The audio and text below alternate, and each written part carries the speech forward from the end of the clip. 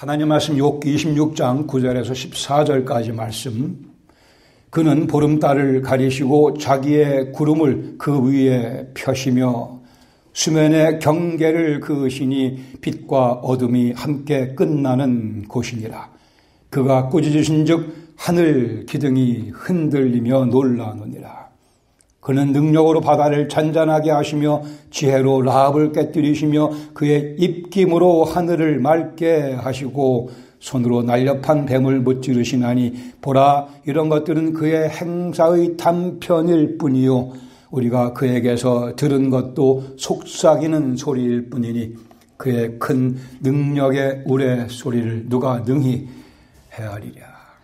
아멘. 파스칼 이렇게 얘기했습니다. 우리가 육안으로 바라보는 것들은 모두가 다 숨어 계시는 하나님의 임재를 알려주는 전달병이다. 숨어 계신 하나님 모습을 우리에게 알려다 주는 사인들이다. 그러나 숨어 계신 하나님, 지금도 우리 삶 속에 깊숙이 관여하고 계십니다. 오늘 당신께서 계획한 대로 일을 진행시키고 계시며 모든 것들을 친히 진두지휘하고 계십니다. 욥의 세 친구 중에 하나였던 빌닷이 엉뚱한 얘기를 했죠. 우리 인생을 구더기에 비유하고 벌레에 비유했습니다. 그리고 그의 주장의 잘못된 점은 그 하나님께서는 벌레 같은 구더기 같은 우리 인생 개의치 아니하신다. 이에 대해 욥이 그렇지 않다고 강하게 반론을 제시하는 내용이 욥기 26장의 내용입니다. 하나님은 전지하신 창조주시며 주권의 통치자이시고 당신의 형상으로 지음받은 우리를 오늘도 세심하게 관심 갖고 살펴주시는 우리의 아버지시요 위대하신 창조주, 그러나 우리를 가까이 찾아와 주시는 아버지인 것을 거듭 강조하며 밝히고 있습니다. 하나님의 무궁하신 권위와 막강한 능력, 섬세하신 계획, 그리고 자상한 사랑을 욥은 아주 멋진 문학적인 표현들을 통해서 노래 부르고 있습니다. 하나님께서는 예수 그리스도를 통해 우리를 구원하신 후 온 우주의 우리 개개의 삶에, 우리 가정가정의 삶의 컨트롤 타워의 중심에 앉아 계시며 다스리고 계시며 공급하시며 관여하시며 챙겨주고 계십니다. 이것이 이 26장의 주제이기도 합니다. 우리가 봤듯이 5절, 6절에서는 죽음과 멸망을 쥐고 계시는 전지하신 하나님, 7절, 8절에서는 하늘과 땅과 물을 쥐고 계시는 창조의 주 하나님, 9절, 10절에서는 보름달을 가리우고 구름을 펴시는, 또 수면의 경계를 정하시는 주권의 하나님 모습을, 11절에서 13절까지는 하늘과 바다를 다스리시며 심지어 사탄도 주관하시는 우리의 삶에 그리고 깊이 관여하시는 하나님 모습을 묘사하고 14절에 욥은 이렇게 결론을 내렸습니다. 이 모든 하나님의 움직이심, 역사하심 엄청나고 대단하지만 보라, 이런 것들은 그의 행사의 단편 조각에 지나지 않을 뿐이요 우리가 그에게서 들은 것도 속삭이는 소리일 뿐이니 그의 큰 능력의 우레소리를 감히 누가 다 헤아릴 수 있으랴. 엄청나다, 위대하다 하지만 우리 귀에 크게 들리며 우리 심장을 먹게 할 만큼 강하게 들려오겠으나 그것도 그저 하나님께는 속삭이는 소리에 지나지 않는다고 상기시켜 주고 있습니다. 지진으로 온 땅을 흔드시고 그의 입김으로 하늘을 훅 부시며 맑게 하시지만 이 모든 것들 하나님의 행사의 단편일 뿐입니다. 우레소리, 속삭이는 소리일 뿐입니다. 잠시 머물고 이 의미를 묵상할 필요가 있을 것입니다. 하나님의 권위와 능력을 우리 피조물 다 감히 헤아릴 수 없습니다. 우리는 마땅히 그분 앞에 엎드려 경배하며 찬양하며 또 찬양해야 마땅한 우리의 기본 자세입니다. 오늘 지난주에 이어서 두 가지 교훈의 두 번째 내용을 함께 나누게. 첫 번째는 예수님 믿는 우리에게는 빙산의 일각 같은 계시도 충분하다 그랬습니다. 하나님께서 베드로에게 예수님께서 그리스도시요 살아계신 하나님의 아들이심을 깨닫게 하시고 고백하신 것 같이 우리에게도 같은 방법으로 역사하시며 예수님이 우리의 주시요 우리의 그리스도이심을 고백하게 해 주셨습니다. 자그마한 단편 같은 계시일지라도 하나님의 은혜 가운데 우리를 충분히 살리시기에 그리고 또한 우리로 그 길을 걸어가기에 해 주셨습니다. 오늘 나누고 싶은 두 번째 교훈, 예수님을 믿는 우리 영혼의 날씨는 항상 맑음입니다. 우리 영혼의 날씨는 항상 맑음입니다. 우리 가운데 제 아내가 대표적인 경우고요. 날씨가 흐리면 몸이 아파오는 분들이 계시죠. 공기에 습기가 차면 몸이 아파오는 분들. 그러나 제 아내는 감사하게도 그러한 날도 그 영혼의 날씨는 계속 맑음입니다. 저희 집 베란다에서 이렇게 지하실 아래를 내려다보면 지하실 문 나간 거기에 요만한 화분이 두 개가 이렇게 거기에 깻잎들이 자라고 있어요. 뭐 일부러 키우는 것도 아니고 먹는 것도 아닌 깻잎인데 막 해가 따갑고 비가 안 오면 그게 시들시들 마릅니다. 그럼 제 아내가 저보고 가서 물을 좀 주래요. 실용주의자인 저는 먹지도 않을 건데 왜 물을 주냐고 반문하지만 노 대책을 위해서 할 수 없이 가서 물을 줍니다. 2시간만 지나면 그 시들시들했던 깻잎이 되살아나고 아주 펄해집니다. 그럼 제 아내가 굉장히 기분 좋아해요. 저도 기분이 좋아지더라고요. 신비할 정도로 2시간 만에 말랐던 깻잎이 확 피어오르는 것을 보게 됩니다. 그걸 보면서 제가 우리 인생 깻잎에 비유할 수 있겠다 생각이 들었습니다. 해지지만 하나님께서 물을 조금 부어주시니 다시 파랗게 힘을 솟구치는 모습으로 예수님께서 말씀하기를 하물며 너희일까 보냐. 하물며 너희일까 보냐.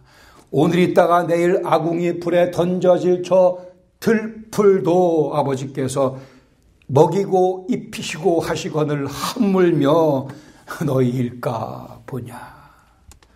전도서 3장 11절 말씀하기를 하나님이 모든 것을 지으시되 때를 따라 아름답게 지으셨습니다. 모든 것을 지으시되 때를 따라 in his perfect timing 모든 것을 아름답게 지으셨습니다. 그리고 그것을 바라보는 영혼들 우리 속에 영원을 사모하는 마음을 집어넣으셨다 그랬습니다. 우리에게는 영원을 사모하는 마음이 있습니다. 누구는 그 마음을 짓누르고 살아갈지는 모르겠으나 그 마음이 우리 속에 들어와 있기에 각종 종교가 있는 것도 그 이유입니다. 그러나 감사하게도 우리는 그 영원을 사모하는 마음을 주신 그분을 제대로 바로 알고 살고 있기에 얼마나 감사한지 모르죠. 그것을 바라보면서 하나님께서 모든 것을 당신의 완벽한 시각에 따라 타이밍의 스케줄에 따라 아름답게 지으신 것을 보는 영혼은 보고 있는 영혼의 날씨는 항상 맑음입니다. 여러분 영혼의 날씨를 매일 아침마다 체크하셔야 됩니다. 오후마다 과연 내 영혼은 맑음인가 흐림인가 비가 주룩주룩 궁상맞게 내리고 있는가 확인하셔야 할 것입니다. 우리 인생의 날씨 항상 맑음이지만 또 말씀하기를 그러나 하나님께서 하시는 일의 시종을 사람들로는 알지 못하게 하셨다고 말씀합니다. 여기 창조주와 피조물의 차이입니다. 하나님이 하시는 일의 시종을 우리 인생의 우리 영혼의 날씨 항상 맑음입니다. 그러나 그 이 전체 흐름의 시종을 우리 사람으로는 알지 못하게 하셨습니다. 측량할 수 없게 해 놓으셨습니다. 그러기에 때로는 우리 영혼의 날씨가 흐리다는 생각을 우리가 하게 되죠. 여기에 믿음의 안경이 필요합니다. 믿음으로 모든 것을 바라보면 하나님께서 모든 것을 때를 따라 아름답게 지으셨음을 알게 되고 하나님께서 나로 하여금 모든 것의 시종을 측량치 못하게 만드셨으나 그러나 그분이 내 하나님이신 것을 내가 알고 믿고 선포함으로 오늘 날씨가 흐려 보여도 그 흐린 구름 뒤에 계시는 하나님의 강렬한 태양을 우리는 볼 수 있게 될 것입니다. 다윗이 고백한 것과 마찬가지로 시편 16편 8절에 내가 여호와를 항상 내 앞에 모시며 그가 내 오른쪽에 계심으로 내가 요동하지 흔들리지 아니하리라. 여호와를 내 앞에 모신 영혼, 여호와께서 내 우편에 계신 것을 아는 영혼의 날씨는 항상 맑음입니다. 다윗 고백하기를 9절에 이러므로 내 마음이 기쁘고 나의 영도 즐거워하여 내 육체도 안전히 살리니. 그리스도 예수를 믿는 우리 인생의 날씨는 매일매일 항상 맑음이어야만 합니다. 내가 여호와를 내 앞에 모셨기에 여호와께서 내 우편에 계시기에 나는 흔들리지 아니하리라. 하물며 예수님 말씀하셨어요. 하물며 오늘 있다가 내일 불에 던져지는 들풀도 하나님께서 입히시고 먹이시거늘 하물며 너희일까 보냐. 우리에게는 이 약속을 믿는 믿음이 필요하면 매일 주님 이 맑은 영혼의 날씨 감사하다 감사 찬양을 드리며 살아가야 합니다. 그렇지 아니면 하나님 예수님께서 믿음이 적은 자여라고 우리를 꾸짖으실 겁니다. 내가 여호와를 항상 내 앞에 모시면 달의 크기와 모양과 밝기를 정하신 그 하나님께서 공급해 주시는 것을 가지고 내 인생의 크기와 모양과 밝기를 만들어가게 됩니다. 인생이 때로 어둑어둑하게 보이면 이는 하나님께서 당신의 구름을 펴시기 때문입니다. 내 인생 위에 구름을 펴시니 어둑어둑하게 보이는 거죠. 그 이유가 궁금해지면 하나님께 여쭈면 됩니다. 하나님은 왜 어둑어둑해집니까? 하나님께서 친절하게 설명해 주십니다. 이렇고 이래서 지금 내 인생이 어두운 구름에 덮인 것 같이 보인다 말씀해 주실 것이며 우리가 그 말씀을 듣고 여기저기 고칠 것을 고치고 다시 주 앞에 서게 되면 다시 우리 인생 맑음이라 고백할 수 있게 됩니다. 수면에 경계를 그으시는 하나님, 경계를 정하신 하나님, 성령님을 통해 우리를 인도하심, 우리가 가야 될 길, 우리가 가서 안 되는 길을 보여주십니다. 그러기에 우리는 찬양할 수 있습니다. 어디를 가든 그 어디나 하늘나라. 할렐루야 찬양하세. 인생의 날씨는 그리스도인의 인생의 날씨는 항상 맑음해야 합니다. 그렇지 못하면 하나님께 누가 되고 맙니다. 하늘 기둥을 흔들며 놀라게 하시는 그 하나님께서 가끔 우리 인생 기둥도 흔드십니다. 놀라게 만드십니다. 어떻게 해야 되겠습니까? 주님께 나아가 여쭙습니다. 주님, 이유가 무엇입니까? 하나님께서 친절하게 답해 주십니다. 우리 인생이 잠시 흔들리고 있는 이유를 설명해 주시며 우리는 그 이유를 깨닫고 이해할 수 있게 됩니다. 그리고 다시 내 인생의 날씨가 맑음인 것을 확인하며 감사드릴 수 있습니다. 두 명의 화가에게 고요함, 평화로움, 안정 이런 것들을 보여줄 수 있는 그림을 부탁했습니다. 한 화가가 아주 고요한 평정한 그러한 그 수면 위에 태양이 내려앉는, 태양이 지고 있는 모습을 그려놨습니다. 정말 고요함, 평정, 평화로움의 그런 분위기로 꽉 찬 그림이었습니다. 다른 화가가 그림을 그렸습니다. 그 화가는 어두운 하늘에 구름이 빼곡빼곡 먹구름이 가득 차 있으며 천둥과 번개가 내리치는 그러한 분위기로 가득 찬 그림을 그렸습니다. 그러나 그 밑에 한 구석에 봤더니만 거기에 커다란 바위 두 개가 이렇게 있고 그 두 개의 바위 사이에 자그마한 새 한 마리가 앉아서 노래를 부르고 있는 모습.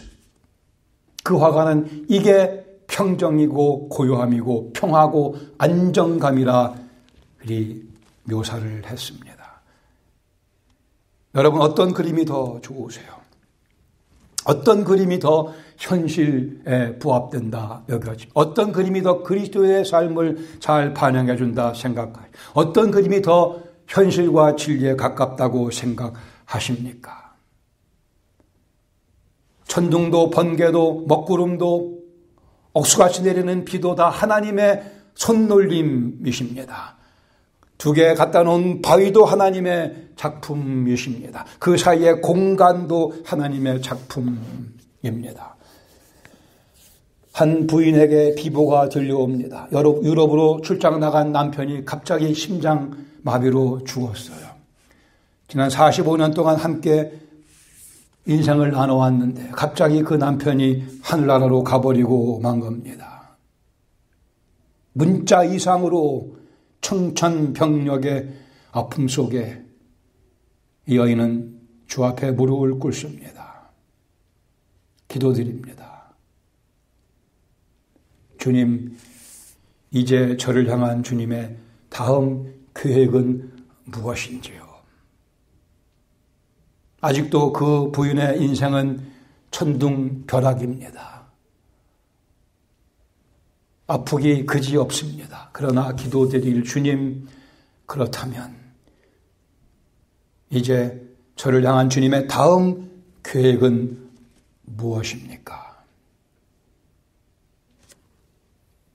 비록 천둥과 번개, 광풍이 몰아치고 있지만 그러나 이 부인의 영혼의 날씨는 맑음입니다.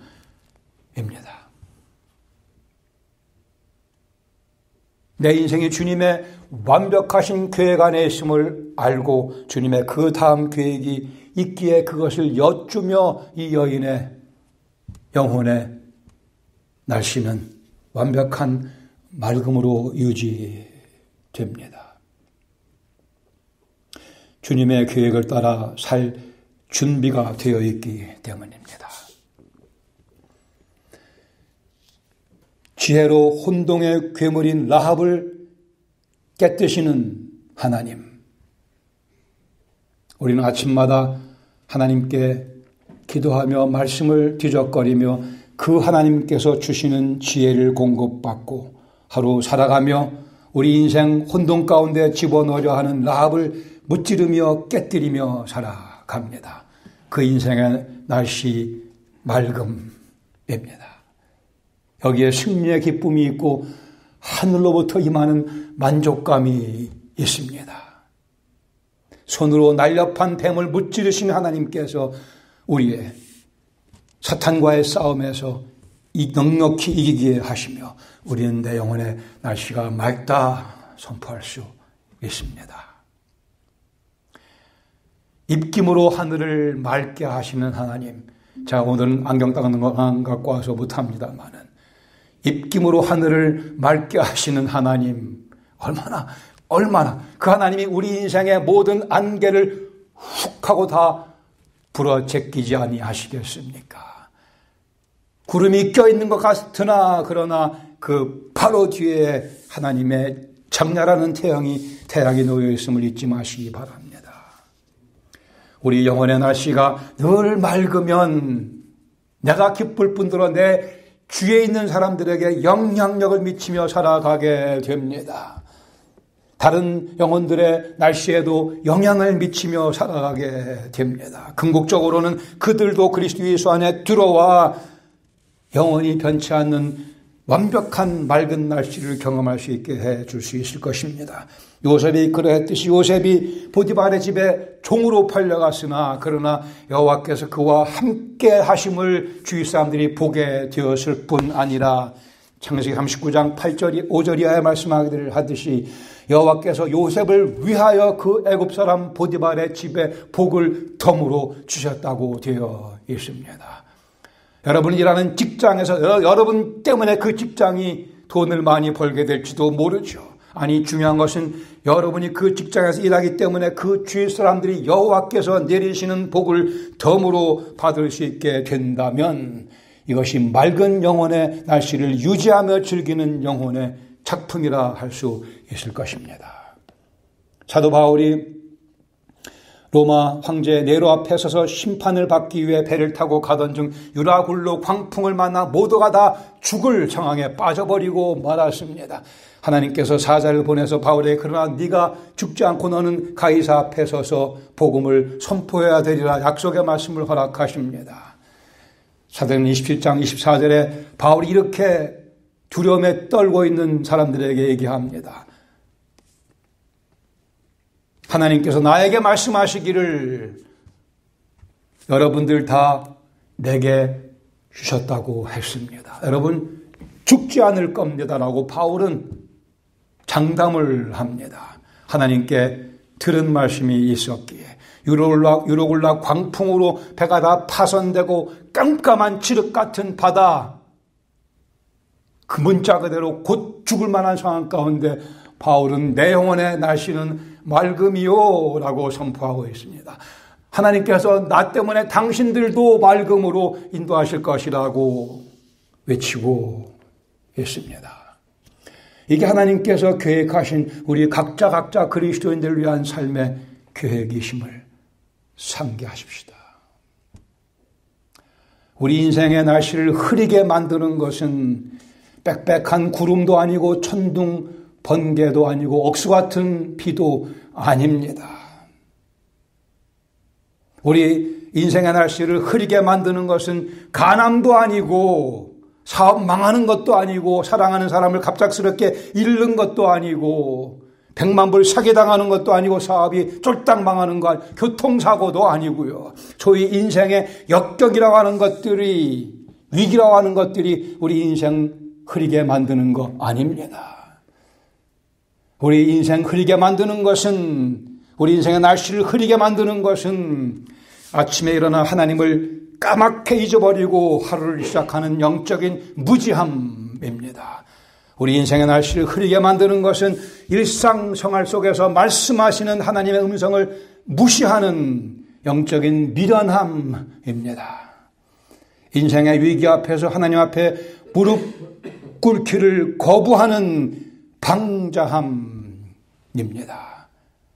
인생의 중요한 결정을 앞에 두고 하나님을 외면해 버리는 교만함이 우리 인생의 날씨를 흐리게 만들며 우리 인생을 광풍 속에 몰아넣고 맙니다.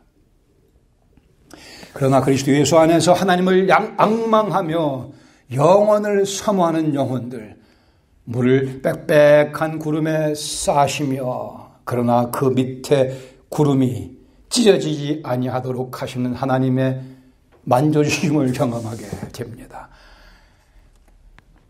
입김으로 하늘을 맑게 하시는, 입김으로 내 인생을 맑게 하시는 하나님의 세심하신 간섭을 경험하게 될 것입니다. 신앙이 없는 문학은 허무주의에 이르고 만다라고 시인 박두진 씨께서 정확하게 아주 통찰력 있게 관찰했습니다.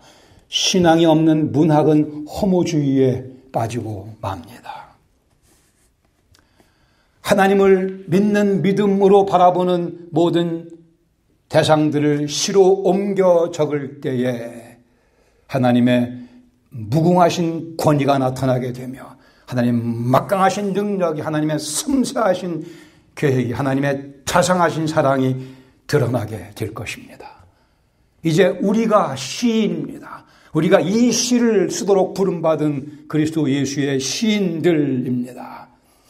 물을 빽빽한 구름에 싸고 계시는 하나님을 찬양합시다.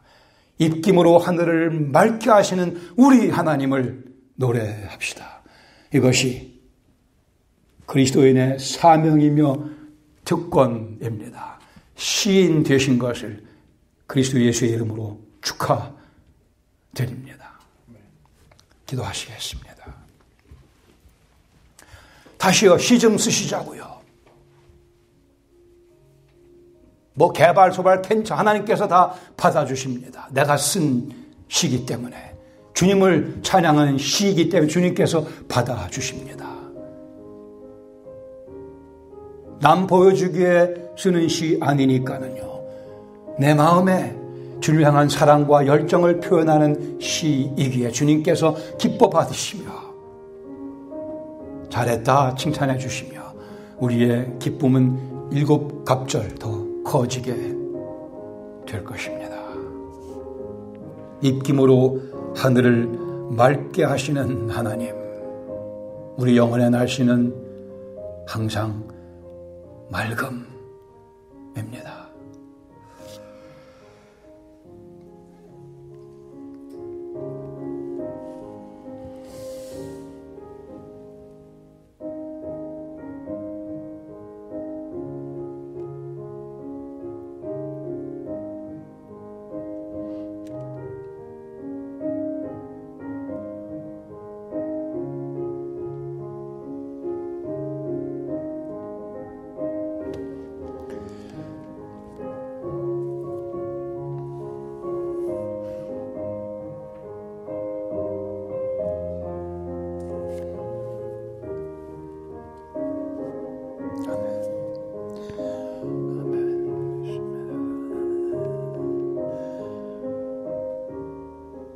아버지 하나님, 저희를 그리스도 예수의 시인으로 삼아주시니 감사합니다.